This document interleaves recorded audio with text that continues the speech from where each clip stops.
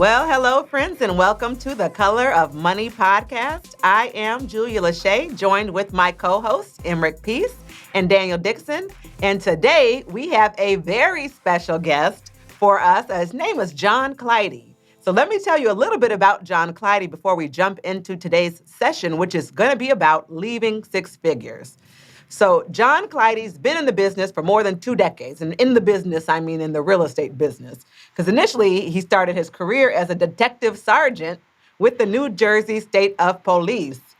Then he transitioned out of that job, leaving six figures, get the pun here, and jumped into the world of real estate and having a dual career for a little bit there. But now, today, John Clidy is a really big deal in the world of real estate and an even bigger deal in the world of Keller Williams Real Estate and an even bigger deal in the world of Black people in Keller Williams Real Estate. John serves as a divisional leader. What that means is he oversees areas and regions of franchises. He's also a regional director of the Greater Pennsylvania region. He's an operating principal of Keller Williams Realty, Washington Township, which means, like Daniel and like Emrick, he's a franchise owner. That's what that means. He's also an investor in 8 other franchises in Pennsylvania, New Jersey, and Delaware. John also somehow sells real estate. He's the owner of the Clidy Group that sold over 4,000 homes since 1999, and he's flipped over 100 homes. And he currently holds $10 million in real estate assets. That's not all, friends. I've got more.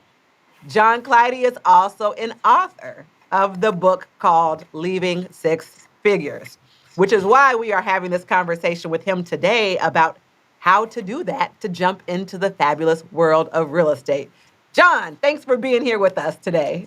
Thanks for having me. I got tired listening to all that stuff. I got to cut some jobs back. That's crazy. I don't know how you do all this stuff, but I'm glad that you do. And I'm glad to have you on today's podcast with Emrick and Daniel and I to talk a little bit about what that means. First, I would love to start with your book. You have a book and a podcast called Leaving Six Figures. Tell us more about that. So the book really was just about the journey. I mean, when I was a state trooper, no one ever left that job. You know, I don't know.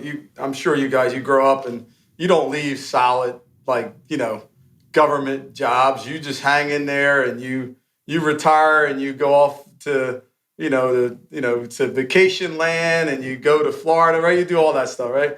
As I watched other people, that didn't seem true. I started seeing them retire and they looked more miserable. I was like, I don't know if I want to sign up for what's going on here. And, I started feeling bad about it. And because it wasn't the normal thing, no one was leaving jobs, especially when I started getting closer to the lottery ticket, right? You think about the pension, you grow up and you want that pension. And I'm thinking, Emrick, I know you were in the military and, you want to get that lottery ticket. But my passion and my heart wasn't in alignment to kind of to that normal way of living. So the book kind of tells that journey of me, going through that, because so many people now, come up to me and say, hey, thank you for inspiring me. I would have never did that if I didn't see you leave, 3 years before your pension, or I would have never, ever thought about leaving this kind of job until I seen you do that. So the book really just tells that journey so other people can kind of say, hey, I guess if he can leave, a multi-million-dollar pension, I can do it too. So the book just really kind of gives that journey with little police stories and little learning lessons throughout the journey. And I call it a WOOK because it's kind of like a workbook too, where you can kind of track your life and where you're going and maybe figure out when's a good time for you to leave if you felt like I did. And so specifically, walk us through what that journey looked like, because in a previous podcast, we talked about taking risks and how some people, like myself, are fairly risk averse, right? Like we talked about Daniel go to Vegas and live it up. I'm not playing bingo because I lost $20 one time, right? So some people are more risk averse than others. And we discussed how that really is one of the characteristics of people who are wealth minded, right? Taking those risks. So I would imagine, like you just said, leaving a pension like that, there is probably some risk involved. Walk us through how you overcame, the what might be and what might not be. I was a gambler, so I was the kind of guy that would play blackjack, and so I was never afraid to gamble. So I do have that mindset. I will say that the difference was I had a family. So I had 4 kids at the time when I left, young children. My wife didn't work at the time, still doesn't work now. So I had to make a decision that, would this upset the way we live today? And I don't care who you are. I mean, that, unless you're selfish, you got to put them first. And I kind of had to make sure my wife was in alignment. So part of my journey was making sure she was in alignment to that. And, when she said, "Hey, I trust you, you never let us wrong," that's when I said, you know what, this might happen, because I really didn't know if she would bite on it either. But once she bought, and I asked people that I think have some good wisdom out there, and they have good business savvy, and I started seeing that the numbers are the numbers, right? I don't care if it's a sales business, if it's a market center, whatever business, title business, the numbers tell you the story. So as I started looking at the numbers, I said, okay, well, if I left 3 years shy of a pension, what would I make? And if I stayed, what would I make? And I started doing just simple math, getting 40 hours back of my life, or just staying here on the same journey I'm on. And truthfully, I was like, wow, like getting 40 hours back, I can really make some money. I started seeing that having 40, 50 hours back of my life, I could start to maybe multiply or 10x or 5x my income, because now I'm going to be able to do the thing that made me a lot of money on the side, right? The side hustle. Now that can make me a lot more money if I just focus on that. Because listen, in a career, or especially a state police job, for the most part, I knew what I would make the day I retire. I could, if I was the colonel of the state police, the highest leader there, I kind of know what I would make if I was him. Maybe a little off because of inflation or something like that. But for the most part, I would know what he would make when he retires, how much he would make up until the time he retired. So I knew that amount. And that's kind of the amount I used. I really didn't talk about it in the book, but I used the highest level leader in the state police. If I was to stay and get that level and that pension, how much money would it be? And it still didn't match what I could make if I was just dedicated to my craft of real estate investing, real estate ownership. And really the math kind of led me to like, hey, does this look right? Going to Emmerich, hey, what do you think? Am I going crazy, or does this look like the math? And smart people were like, dude, yeah, you can make more money.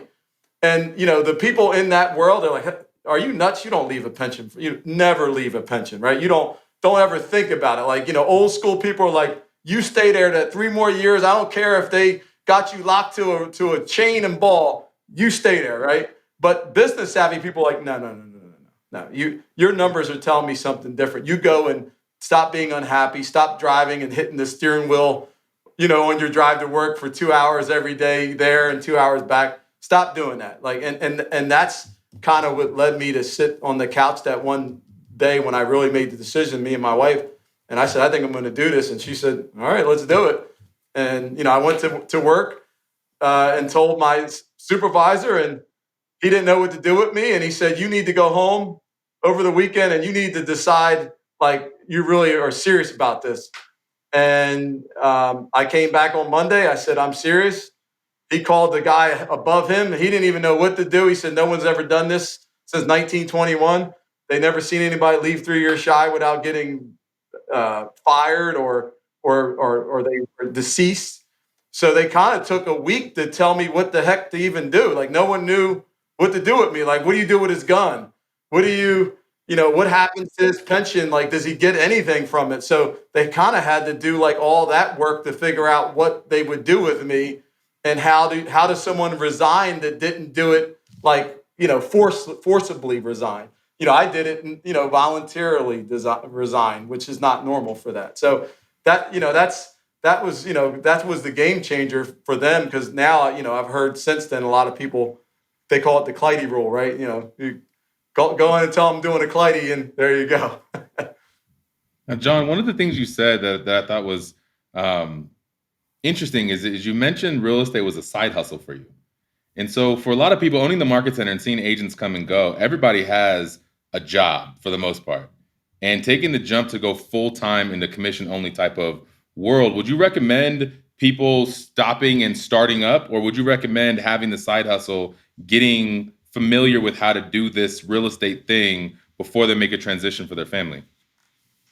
Yeah, I tell a lot of people, number one, you need to have reserves. I don't care. Even if you're a new agent, you should have reserves. I mean, I don't think that changes for us, for anybody, right? So I think you have to have reserves. You don't start any franchise or any business just with no reserves, and you don't do it with the real estate business. So I tell people, number one, you should know your financial lifestyle number, right? We all have it. Everyone has a comfort level of what it takes to run your household, get your groceries, and for your kids' schools, if you do private schools and all that stuff, and just to live life, right? To go to dinner, or to take your kids to the movie theater and all that stuff. So there's a number there.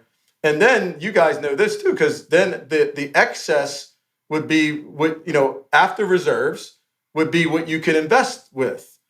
And, I think until you have that comfort zone, I tell people, don't leave something and not have something set up. That's not smart business. So, for me, it was like, how much are in reserves? How much does it cost to live my life? I think at the time I probably had about 5 or 6 months of reserves. And then, I had investments. So I owned real estate. So I also owned, properties and single families and things like that that had equity.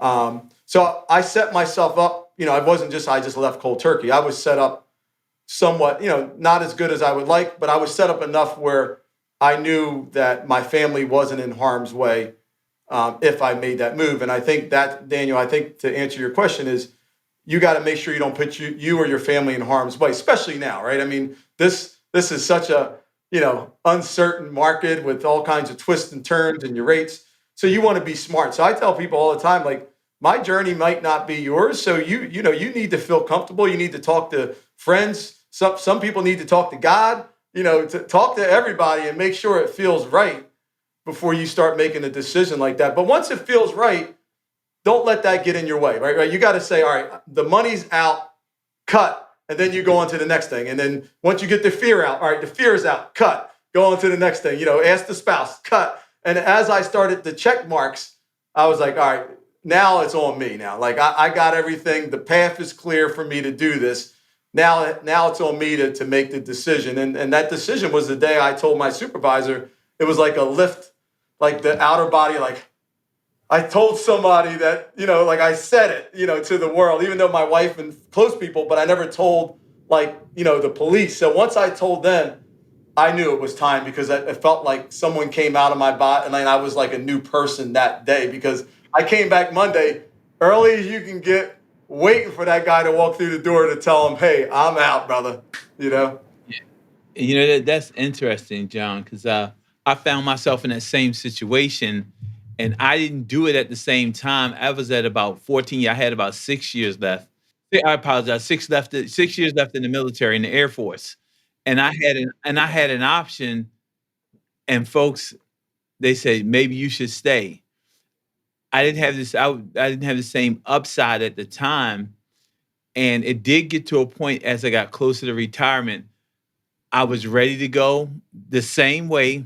The difference is that in the military, you have a service commitment. You just can't get up and walk out like the same way. And so I asked for early release on my my service commitment. So I asked for a waiver, and I got the waiver. So I can definitely relate to, when you're done, you're done. Yeah. I can Yeah. definitely relate to, when you're done, you're done. And it's a liberating feeling when you walk in and you say, hey, I'm not sure what's going to happen after this. I'm out of here. And you can smile and walk off. So, Well, so that brings me to another question. Actually, I have so many listening to y'all talk, but one of the things that you talk about even in your book, John, Leaving Six Figures, is not just focusing on the career transition, the part that you and Emmerich are talking about, but also finding personal fulfillment in that. Like, because in order for you to leave the kind of money you're talking about leaving and walking away from it, there had to be something about this that you felt would be more fulfilling to you. Can you discuss really the importance of aligning your values and your passion with your work, or why you chose to leave the money? There must be something else that contributes to your overall happiness in life. You know, I wasn't the state trooper that my grandfather and my father was, like family lineage or whatever. My family we were more criminals than we were cops. You know what I mean? So it wasn't, we weren't on that path. So it just was a good job when I was in college that was making like 50 grand a year. I was like, I'm not doing that anywhere. So it wasn't. So for me, it was like one of those things where it was a good job, and then it turned into like, I got really good at it. I was really, really good at it, and I got all these promotions, and then all of a sudden I started to see like I told you guys earlier, like people retiring and young guys with like 22 years and saying, I can't wait. I got 22 years, 3 months and a day till I retire. And I'm like, man, like, is that me? Like, am I already thinking about retirement? Like, you know what I mean? Like people were talking all around me about, I got 10 years left, and that was the environment I was in. It started to make me look kind of like that. I'm like, I was starting to be someone that I don't think I was. And I was like, I don't know if this, everyone's telling me how great it is, but I don't know if it felt that great, and I started to see that, and I started to see my development as a human, as a person. And I started to see them stay in the same places. And I really do think that mindset's everything in life. And I was trying to get myself out of that mindset, but it was like kind of all over me. Like, my friends, my colleagues, and that's what you do. You're a cop and you're stressed out. I don't know if you guys, I mean, you can imagine, you see TV or you got friends or family and police, but, you would go out and see, death. You could have been the knife pulled on you or guns fired, and you got to go home and act normal, and I've seen a lot of stuff, and it just started to be not the way I envisioned it. Like I said at the end, like this great retirement, and I was so happy, and I got $10 million in the bank, and my family's great and everything. It never played out that way, and I watched everyone else show me that. So when people show me things, I pay attention, right? When people tell me things, I pay attention. So I started just watching and observing. And I know you asked a question, so what I want to make sure what was the exact question? Yeah, it was really like you have been answering it, that, the importance of what you're really actually passionate about and how that contributes to your overall happiness. Do you stay in a job that's just a good paying job because it's the thing everybody told you to do? Or does life have something, do you have a passion, which obviously you did for real estate because you were doing it on the side? And so the question really was, how do you align that to contribute to your overall happiness? And is that part of, the personal fulfillment? Is that part of why you left the job? Well, you just said something. How many people, and you know this, actually have unhappy marriages or relationships? But they stay in them. Why? Same reason. They're comfortable. It's too hard to break up, right? Children, all those things, kind of the same reason why I stayed. Like all those things. But when you start to break it down into like being prepared, like, do I really love this person or this job? Or am I here because I have to be here, right? And I started like, again, check marks. Do I need it financially? Check mark, and as I started to see it, if you put it in a relationship term, I fell out of love with that job. But I still hung in there because I had other reasons like kids, money, and all that. So I kind of had to start to figure out other ways. And then as the side hustle, as Dan puts it, as the side hustle started making decent amount of money, I'm like, wait a minute, I actually like this. I'm starting to love this person, this job, and it actually makes me money. It makes me feel good. So I was like, oh, all right. So I think for me, it started to. I fell out of love with the one job, and fell in love with the other job, and then the other job started to be really pretty. Right? It was nice to me. It treated me good, and you know what I mean. I started to say, this is really nice. And that's kind of how it played out for me. Well, I think one of the things that's it keeps coming up in every episode with this. It's about the power of relationships, and you become who you spend your time with. And what I'm hearing you say is that you're spending your time with your coworkers and your colleagues, and the one thing they keep focusing on is that retirement date. And that just became innately who you started to go down that path before you realized this is not what I want. So I think who were your other circles outside of that police circle that encouraged you, or that were fanning your flames on getting out of this and not going to retirement, but going living this much bigger life that is out there and that is feasible? Unfortunately, I didn't have a lot of mentors. My old man passed away, but he was old school. He just worked hard, man. Just a hardworking guy. Had an eighth grade education. My dad got in trouble early in life and turned it around. And so he was like me. He's a grinder. And most of the people around me, like my brother and them, they were younger. So I was the person they looked up to being a state trooper. So I actually, believe it or not, I was at Century 21 for a lot of years prior to coming to KW. It really wasn't until I started the journey of my latter parts of Century 21 where I started writing down. I knew I wanted to write a book, so I started writing notes about my journey because I knew I wanted to start leaving it. And if you read my book, I started telling like stories of when I actually started knowing it was time for me to go because of being in that environment. And as I started to do that, documenting it, I started trying to find like other things to help me with my decision. So I started reading books, and a lot of books and articles were telling me like 76%. At one point, I think it was like 67 or 76% of people are unhappy in their jobs. So I found out that I wasn't the only one, right? There's a lot of us out there that are unhappy in their job. And there's a lot of us that don't do anything about it. A lot of us will end up retiring unhappy with our jobs and have to live with that for the rest of their life. So as I started to do some research, I did speak to like my accountant. I did speak to my believe it or not, even though my parents were old school and from that era of pensions and keep it and go, they believed in me too. So I would say that the people that believed in me said, hey, you always been you thought, you got into real estate. You were I was one of the top agents in New Jersey for Century 21.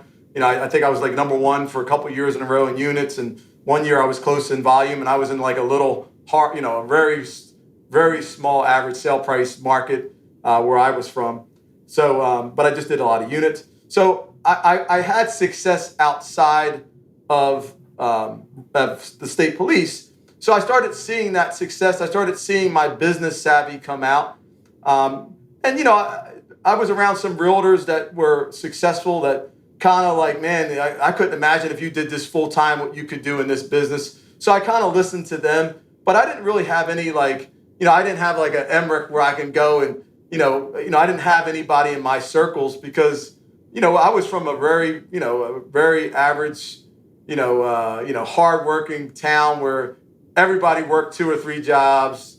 It wasn't like the environment where I had so many, I don't even know if we had $1 million, there was no $1 million house in my area, like the highest price house, might have been at the time, maybe, $300,000, $400,000, something like that. And everybody else had like, $100,000, $80,000 homes. So, I wasn't from an area where there was a lot of role models, especially that looked like me.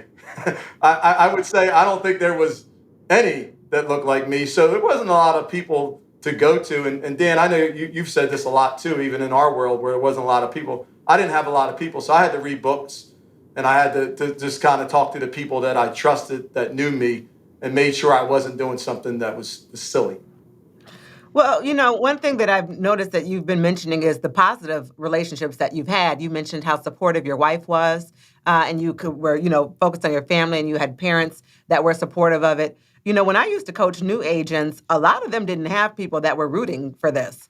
A lot of new agents or people looking to leave their career had people telling them, "You're nuts. You're crazy. You can't make money in real estate." And they actually had families that were against this. So what kind of advice would you give for people who don't have those supportive friends and family and colleagues that are supporting what they're trying to do in leaving their six-figure jobs or leaving their $30,000 jobs to go into real estate? What advice could you give? What I always say is there are people who've done it before, so don't reinvent the wheel. And I didn't really know about the MREA at all, and I didn't follow. I don't, I didn't. I'm not going to sit here and say I follow it to a T, but as I know it now, as I do as a leader, I did follow it. Right, I had to get an admin at some point because I was part time. Right, I had a 40-hour with travel 50-hour commitment, so I got an admin because I wasn't there. So I had to get someone there that actually answered the phones and could do errands and things when I wasn't there. And then I had leads, but I couldn't do them, so I had to go buy a buyer's agent. So I kind of started following the MREA before I even knew about the MREA. What's And the MREA? the Millionaire Real Estate Agent is the red book that Gary Keller and Jay Papasan and Dave Jenks wrote. I usually have a copy laying around here somewhere, but my kids come in my office sometimes. But yeah, it's the red book, they call it. Okay. So that's one part. But the other part was, I don't know about you guys, but I think everyone should have a niche, right? Whether it be a farm, whether it be REO, like when I'm saying foreclosures, luxury, it could be DEI, it could be diversity. You could be, like I know a lot of people, they are, they service Hispanic communities. And they tell everybody, like, you give me it all. That's what I want to do. So for me, it was bank owned and investments, and that's what I did.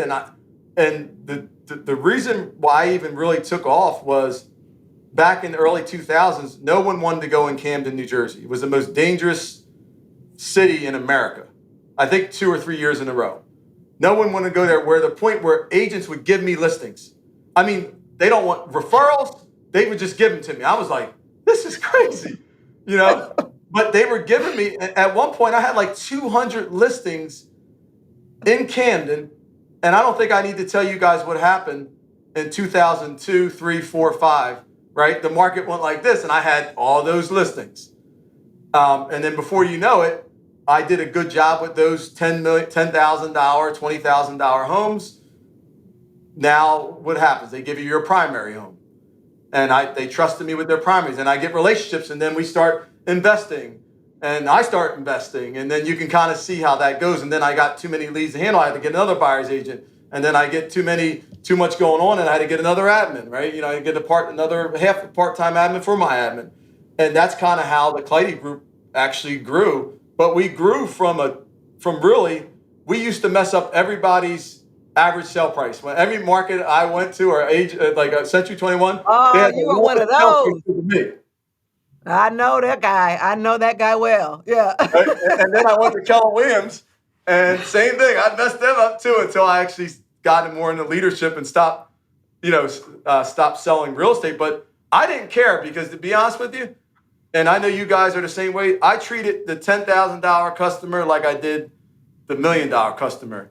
And to this day, I still have relationships with these folks, and I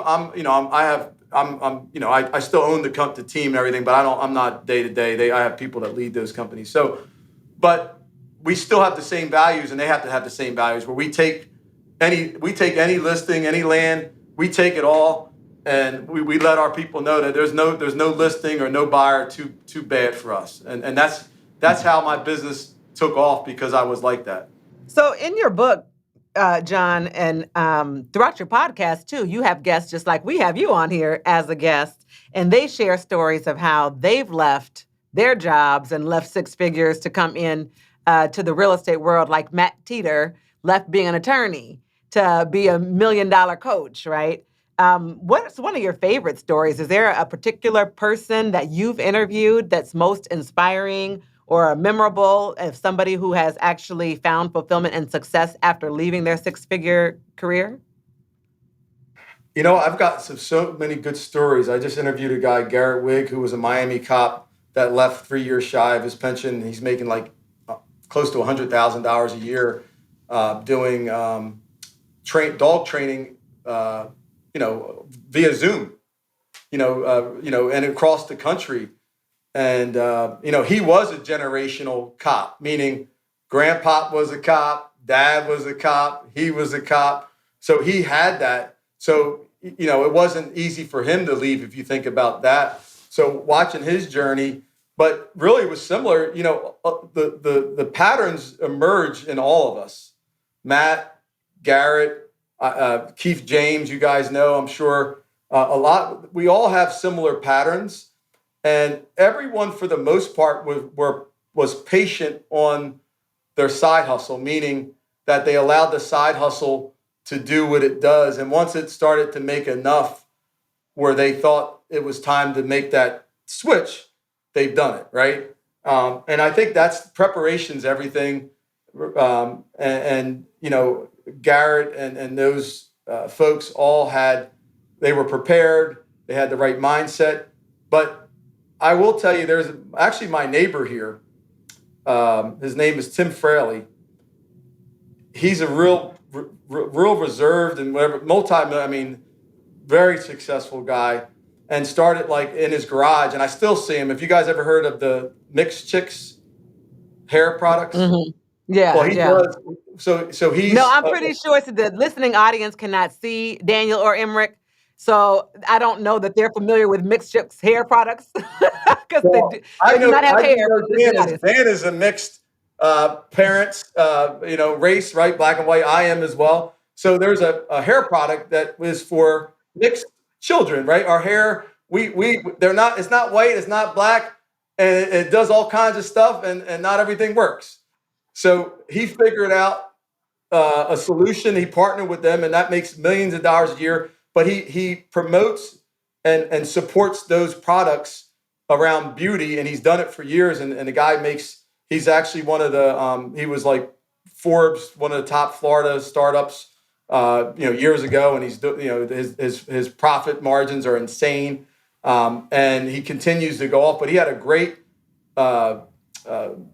banking job for years out in California and left it, him and his wife, and now does amazing things. Every time I see him, he got a new car. They got the vet, got the Porsche. He's every day you see him, and he's out in the with his kids, and he's living a life by design. So I love that. I love the story, and then I can watch it play out. Is really cool. Well, John, I'm curious for our listeners that have a full-time job, they're interested in real estate. Like, what are 3 actionable things that you did to have the transition? Obviously, get a real estate license. Then what? How are you evaluating whether or not this was the right move for you? Like, if you could give the listeners 3 actionable takeaways to help them transition, what would that look like? First, I would say you got to ask yourself a question like, am I doing this because I want to leave, or am I just doing it for a side hustle, right? Like, my brother has 2 jobs, but he loves being a cop.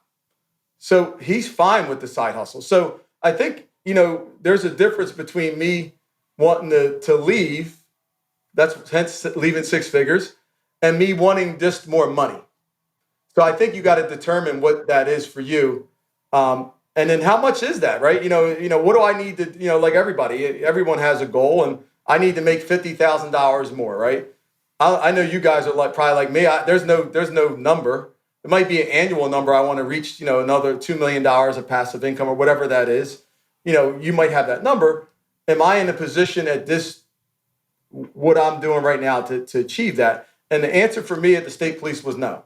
I knew that to live the life that me and my wife envisioned us living, if I stayed in this job, I probably couldn't live that life. I just knew it. Like, what we wanted to do, we wanted to travel, we wanted to have this multi-million-dollar home, and wanted to live in Florida and New Jersey on the shore and all. it just wasn't possible on the journey I was on. So I think financially, you have to also see is like, how much money is it that I want to do? And then once you start determining the numbers, now you got to say, all right, what do I need in reserves?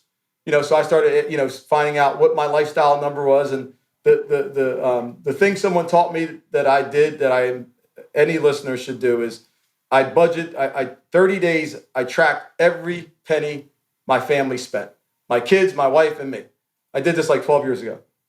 And when I found out how much it was, I almost had a heart attack. I was like, oh my, you know what?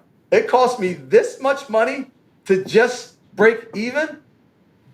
And what do most people do when they find that they out? What do most people do when they find out they live too high on a hog? What does most people do?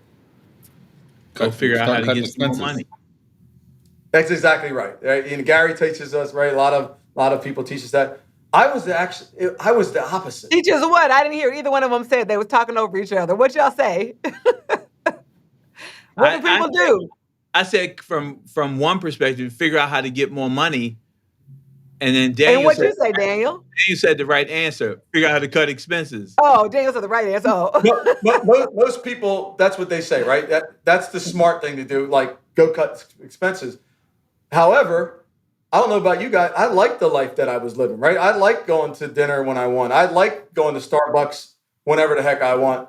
I like my kids going to whatever schools they want. I want that. So I made a decision that I'm going to make more money. Like I'm not going to cut that lifestyle. I'm going to make more money. So at that time, that started to show me that I might not be able to stay in this job or this career anymore. Because if I was to do that right and not get me killed or my partner killed because my mind's all over the place, I might need to rethink what I'm doing here. So, I think the next part of that is, right, once I know the money, I start figuring out this is not going to work, for me and my family. So now I start the plan. And the plan for me was I'm going to give 100% to real estate, meaning my sales business, and I was going to give 100% to being a real estate investor. At the time, it meant 70% was flipping homes, 30% was holding homes. So I would flip 70% of the homes I purchased annually, and I would hold 30% of them. So that was kind of the model I ran up until the market did what it did, in 07 and 08. But that was kind of the play. I have one last question, and then I'll let Daniel and Emmerich wrap it up from here. But my question is, a couple of days ago, a friend of mine said, I wish y'all would stop acting like everybody could be an entrepreneur and quit selling this bag of goods. Some people just need to be an employee. Do you think that there are certain characteristics or certain people who just need to be an employee and leaving six figures is not a good idea for them? That's a trick question. It's a good question because honestly, we're all entrepreneurs, right? But we need somebody to do the work. You said you couldn't answer the phone because you weren't there, right? So somebody's got to answer the phone. We can't all go out and chase our dreams. Somebody has to actually do the job. There's a better way to say this. So okay, there's some people that like to be a cop, right? Yeah. There's some people that like to be a school teacher. There's some people that like to be an admin. So what I would say is those folks should do it because they like to do it. However, everyone can be a real estate investor, which means you are an entrepreneur. So I love that answer. Like my admin, that runs my team was great. And I tell her story. She was negative $250,000 net worth, 60 years old. And because of real estate investing, she's still my admin, but now she's, net couple $100,000. She owns her home now, her and her husband. We're making about $150,000 each right now a year. And we have like 3 under contract with a forthcoming now. So she'll probably make a couple $100,000 this year, maybe even more. We're getting a lot of people giving us investments that we're flipping together with them, and she's my partner. So I say everybody can be a wealth builder, but everybody has to choose what makes them happy, and it might be being an employee. Good answer. Thank you. Well, John, the evolution from being a trooper, I think you pulled me over before too. No, I'm joking. I evolution might have, from man. I was on the expressway. I was writing tickets out there, baby. yeah. So, and the evolution from being a trooper to where you are now, area director, um, regional director, what part of that journey has been the most gratifying? You know what's really cool, and this is for a lot of people should hear this, is that I remember 10 years, 9 years ago, I was the only minority in the regional director's room. Before Bo and Kimber came in, I was the only one there. And I would never talk, meaning like I just felt like so out of place. I'm just being totally transparent. And I felt like I didn't have anything to offer. And I think probably when I started to get success and I started to open up a lot of franchises and I started to be seen and I turned into a regional director from the area director when I started. And I was a MAPS coach for RDs. I started, like, I seen the evolution of the way I was in that room. I felt like I could, press, you know what I mean? I felt like I belonged, like probably when Bo and Kimber got in there, I felt like I belonged. And then they came in and it felt a little like, oh, all right, here we go. So watching that, and then now to lead those folks to be one of the top leaders in the company, to lead, to have, names that people, love to have in their market centers and in their region teach. I lead those folks and they come to me for advice, and I'm like, sometimes I'm on the phone, like, did he just call me and ask me that? Like, so to watch that evolution does make you proud. And I think that the fulfillment's there where it's like, wow, like I could have gave up and just, bowed down, but I just stayed strong and persevered and sat in that room when I felt uncomfortable and I felt like I didn't belong. And to now be the leader there, it's humbling, but it does fill your heart with a lot of joy, I say.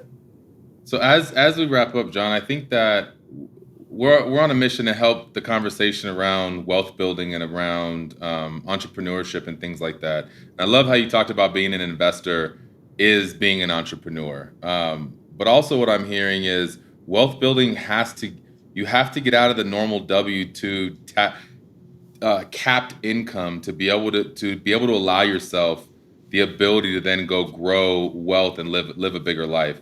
And so as our industry is going through chaos right now and agents are getting out of the business left and right, I think it's interesting for people that are listening and interested in real estate to think about that side hustle and think about the intention that you gave, and you were so convicted on your decision to leave six figures and join the real estate community because you were very clear about your intention and what you wanted to achieve. And so how do people get clear like that? How do you have that thinking time to understand this is what I want to do, I'm convinced this is it, and here's the step that I then go take? Mo Anderson actually wrote my forward. You guys know was the first CEO of Keller Williams, and she someone asked her. I paid a lot of money to have her have lunch with my market center, and someone said something. How do you run a world-class ALC, Agent Leadership Council? For those that don't know, and I was expecting this elaborate answer from Mo. Like I was like sitting there, like, all right, she's going to tell us something that's going to change the game for our company, right? Our market center is going to be so much different. And I'm sitting there and I'm holding on to my seat. And she says, real simple, she was like, commitment, meaning that, either you're committed to something or you're not. And she just said, just like you can't be partially pregnant, you can't be partially committed. You're either pregnant or you're not. And I think for me, I was committed to leaving. I was committed to being successful, because the thing I didn't share was a lot of people said, he'll be back. You actually have a year to go back as a state trooper. So if I left, I have up to a year to come back and actually keep my job. So people were like, he'll be back. Like, I mean, I'm talking like people I like and trust. And, some people like in the state police are like, he'll be back. And I'm like, oh yeah, okay. So, once I was committed, there was no going back. And my family was committed, but it starts with my commitment. And once I was committed, then I got the people around me to be committed, meaning my wife and my parents and the people in my work, because I told them too, I said, hey, you guys, I just left a multi-million-dollar pension to be here with you every day. We're going to make more money. You're going to make more money, but we're going to do it together. So I started getting people like all pumped up with me. All right, let's go, and the rest is history, man. I mean, now I'm living, in Boca, with the palm trees and doing what I want to do when I want to do it. And that's what life's all about, man. Any final words for our listeners of what you'd like to leave them with? I would say, the thing I talk about now is mental health's a thing. And I would say is, happiness is important. And don't go months and years when you're not happy, whether it be a relationship or a job, because you see it. I know my book's about the job, but it's also about life, because if I wasn't stable mentally and I was unhappy, and then let's say, I'm unhappy at my home, that transcends in life. So I just tell people, when I sign books to people, I put choose happiness. And at the end of the day, it's about being, this book is about more than that, but at the end of the day, it's really about being happy. And if you want to be happy, you're going to have to do the things that make you happy. And that might be figuring out a way to get out of that job you're in. And if that's the case, then you gotta get yourself in a position so you can leave it. But if you read the book, it'll tell you little things of how to do it. So I would say, have a plan that plan out, run it out. And the minute you feel like you can be committed to that one thing, was that new job, then you do it. Don't let anybody stop you. I love it. And you can find the book. We'll have the link on our website for you to find John's book, Leaving Six Figures. He also has a podcast, and we'll link you to the podcast as well. Thank you so much, John. Thank you to my co-hosts, Emrick and Daniel. And thank y'all for tuning in. Thank you, guys. Thank you, Julia. Thank you, guys. Thank you, John. Follow the Color of Money podcast today and get notified when new episodes are released weekly. Be part of this transformative listening experience.